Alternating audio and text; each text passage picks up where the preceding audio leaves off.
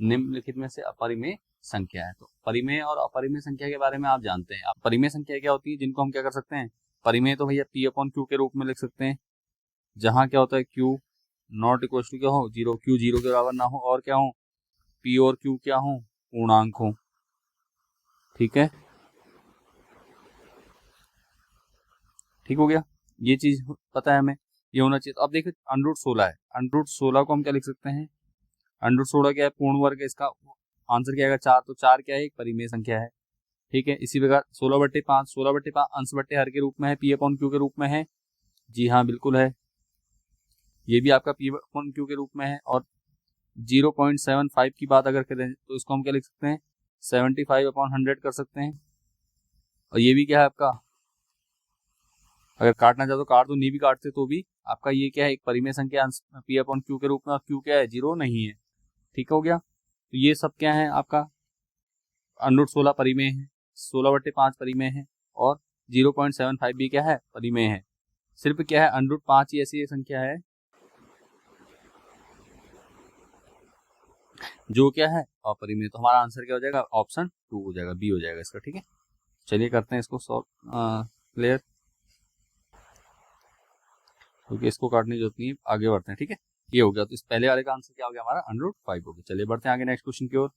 Next question दिया है, यदि द्विघात बहुपद, ठीक है, यदि द्विघात बहुपद ax² + bx + c के शून्य अल्फा प्लस बीटा है, तो अल्फा प्लस बीटा का मान होगा। तो हमें बहुपद दिया हुआ, बहुपद नोट कर लेते हैं। देखो क्या है बहुपद,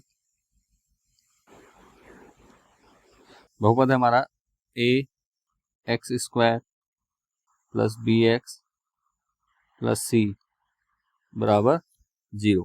ठीक है, ये हो गया हमारा बहुपद।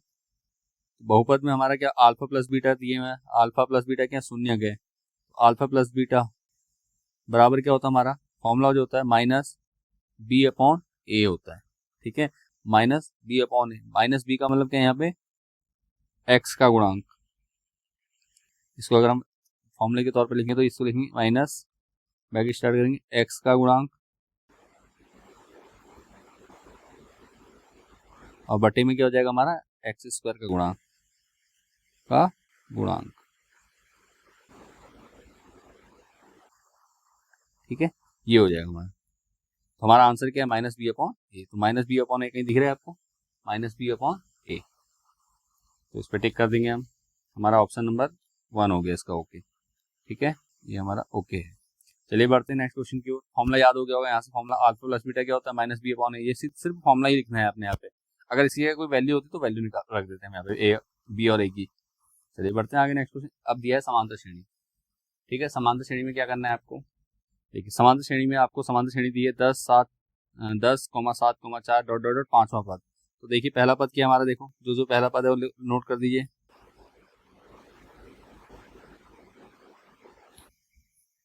पहला पद क्या है हमारा, पहले एपी लिख देता हूँ मैं ताकि समझने में आसानी हो। एपी हमारी 10,7,4 डॉट डॉट डॉट, क्या निकालना हमें, A5 निकालना है।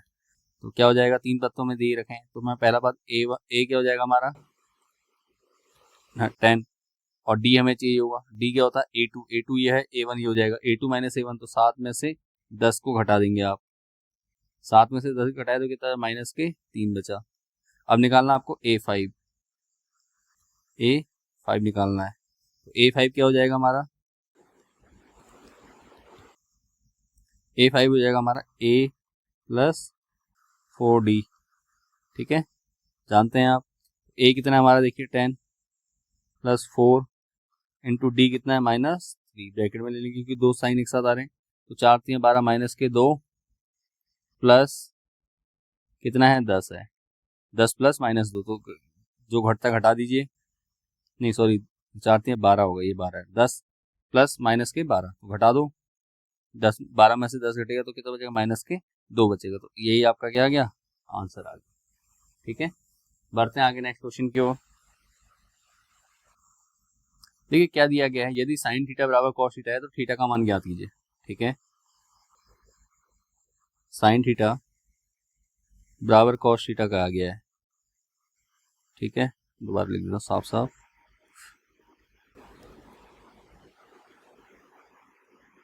साइन थीटा बराबर कॉस थीटा है, तो थीटा का मान याद कीजिए। कैसे करेंगे, देखो सिंपल, कुछ नहीं करना आपको। साइन थीटा और कॉस थीटा का मान आपको याद होंगे ट्रिग्नोमेट्री में, कब बराबर होते हैं। देखो साइन 0 0 होता है, लेकिन कॉस 0 1 हो जाता है, ठीक है। ये आपको ट्रिग्नोमेट्रिक टेबल याद रखनी पड़ेगी थोड़ा सा, ठीक है ना, उस हिसाब से आपको करना पड़ेगा। साइन 30 का मान कितना होता है, देखो ये रफ काम है आपका, ठीक है। साइन 30 का मान कितना होता है 1/2। साइन 45 का मान कितना होता है, 45 का मान कितना होता है रूट टू, रूट 1/√2। और 60 की बात करें तो √3/2, ये होता है साइन 60, ठीक है, ठीक है, ये होता है। अब देखो क्या होता है, जो साइन का है, अगर हम ऐसे चलते हैं तो 0, आपको बता दूं 0, इससे पहले हमने जो ट्रिग्नोमेट्री की वीडियो बनाई है उसमें हमने आपको बताया साइन 30, 45 और 60, उसके बाद 90, ठीक है। तो साइन 0 0 होता है, ये 1/2, ये होता है आपका 1/√2, और ये क्या होता है, ये होता है √3/2, और ये होता है 1। तो जब हम ऐसे चलते हैं तो साइन के निकलता है, राइट टू लेफ्ट चलते हैं तो उसके निकलते हैं। तो कहाँ पे हो जाएगा दोनों मान, 45 के लिए क्या होता है सेम होता है मान, तो हमने क्या करना है सिंपल यहाँ लिख देंगे। ये सब इतना सब करने की जरूरत नहीं है, हाँ ये सिर्फ समझाने के लिए किया मैंने। क्या हम जानते हैं, क्या साइन 45 साइन 45 डिग्री बराबर कॉस 45, ठीक है। तो कितना आंसर हो जाएगा, हम सिंपल क्या कर देंगे 45 डिग्री। ये आपको टेबल याद होनी चाहिए, इसमें कुछ स्पेशल कुछ नहीं करना है, सॉल्व करने वाली जैसी कोई बात है नहीं। इतना सब मैंने आपको जो बताया ये सब क्या है, ये सब आपको समझाने के लिए, आपको टेबल याद होनी चाहिए, ऐसे क्वेश्चन जो है दिए हैं। चलिए बढ़ते हैं आगे। नेक्स्ट क्वेश्चन, एक्स अक्ष पर स्थित बिंदु के निर्देशांक होंगे। एक्स अक्ष पर स्थित बिंदु है, तो अगर कोई भी बिंदु एक्स अक्ष पर स्थित है तो उसके लिए क्या होगा, वाई अक्ष के निर्देशांक क्या होंगे 0 होते हैं, ठीक है। एक्स अक्ष के तो निर्देशांक के लिए वैल्यू होगी, लेकिन वाई अक्ष पे क्या होगा 0 होगा। तो देखो दे रखा है x,0 दिया है, 0,y दिया है, और x,y दिया है, -x,-y दिया है। तो ये तो नहीं होगा, ये भी नहीं होगा, ये भी नहीं होगा, क्या होगा हमारा आंसर x,0। x में चलेगा तो x का निर्देशांक दिया होगा x, और y का निर्देशांक क्या होगा 0 होगा, तो हमारा आंसर क्या जाएगा x,0, ठीक है। चलिए बढ़ते हैं आगे नेक्स्ट क्वेश्चन की ओर। यदि द्विघात समीकरण x² - 6x + k = 0 के मूल समान है तो k का मान ज्ञात कीजिए, ठीक है। मूल समान है तो k का मान ज्ञात कीजिए, ठीक है। तो चलिए करते हैं इसको सॉल्व।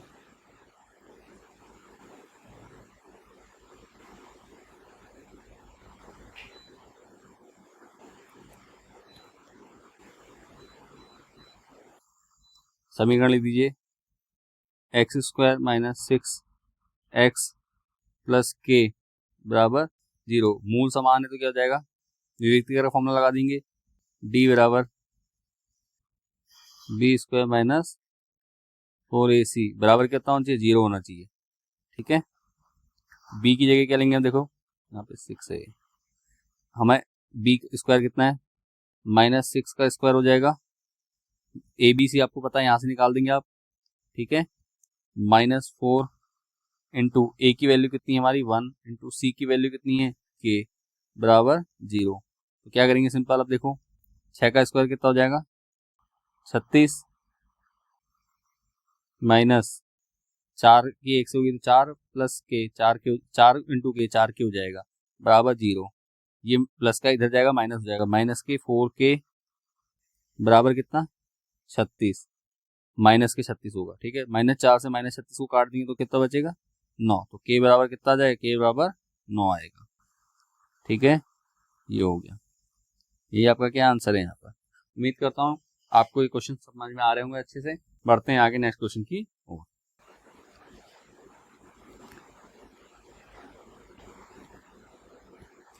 तो देखिए क्या है, यदि त्रिभुज ABC में BC बराबर 6 सेंटीमीटर है, ठीक है, BC बराबर 6 सेंटीमीटर है, तो AB और AC के मध्य बिंदुओं को जोड़ने वाली रेखा की लंबाई होगी, ठीक है। तो सीधी सी बात है, इसमें एक प्रमेय लगती है आपकी, त्रिभुज एबीसी में बीसी 6 सेंटीमीटर और एबी के मध्य बिंदु को जोड़ने वाली रेखा की लंबाई क्या होगी? तो क्या होगा, प्रमेय है आपकी कि त्रिभुज एबीसी एबी और एसी के मध्य बिंदु को जोड़ने वाली रेखा, देखो मैं बना दे रहा हूँ एक बार त्रिभुज समझाने के लिए, इस प्रकार है और ये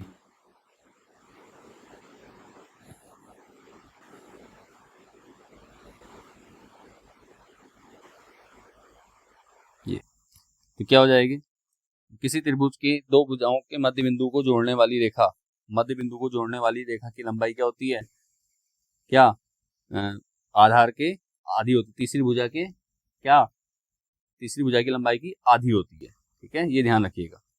तो तीसरी भुजा की लंबाई, तो एक भुजा कितनी दी है हमें, देखो वाली भुजा कितनी है, जो बेस दिया है 6 सेंटीमीटर दिया गया है, ए बी सी के दिया है, इसका नाम ए, इसको बी और सी, बी सी 6 है, तो ये कितनी हो जाएगी, आधी होगी, तो ये कितनी होनी चाहिए, 3 सेंटीमीटर। ठीक है, तो ये आंसर हो जाएगा हमारा क्या, 3 सेंटीमीटर।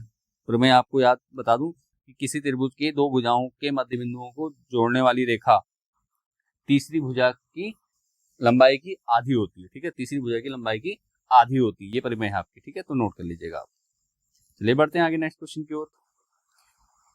यदि किन्हीं दिए हुए आंकड़ों के लिए माध्य और माध्यिका का क्रमशः 12 व 15 है, ठीक है, 12 व 15 है तो उनका बहुलक होगा।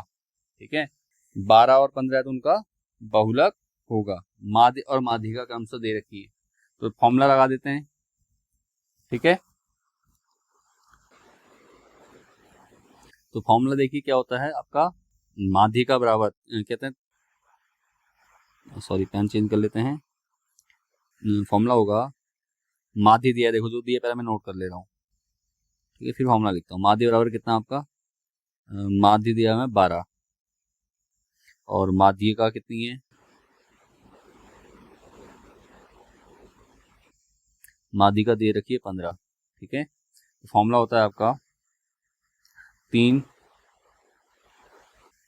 गुणा माध्यिका, 3 गुणा माध्यिका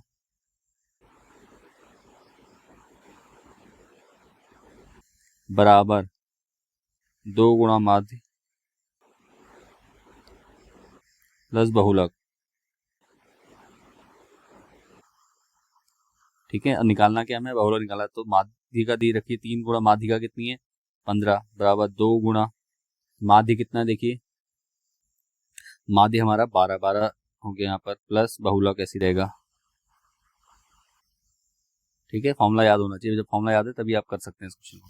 15 तियां 45 हो जाएगा, ये 12 क्या प्लस का इधर जाएगा माइनस का, 12 दूनी 24, यहाँ माइनस के 24 हो जाएगा, बराबर कितना, बहुलक।